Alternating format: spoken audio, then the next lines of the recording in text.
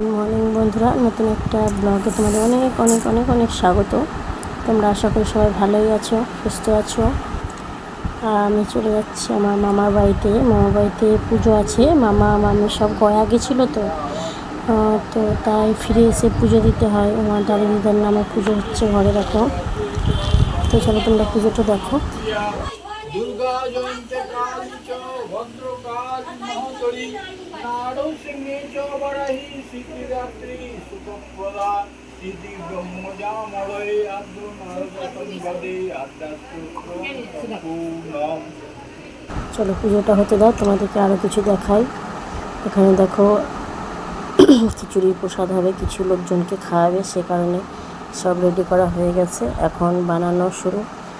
আর এখানে তরকারিটা কষিয়ে নিচ্ছে ভালো করে। আমাদের বহতালেরই একজন ছিল রান্নার।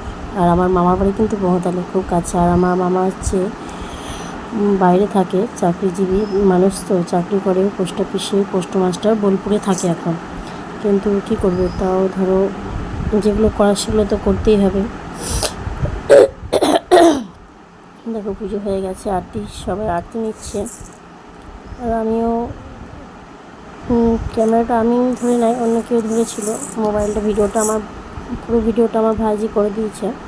তো যদি ভুল ত্রুটি কিছু হয়ে থাকে তো তোমরা ক্ষমার চোখে দেখো।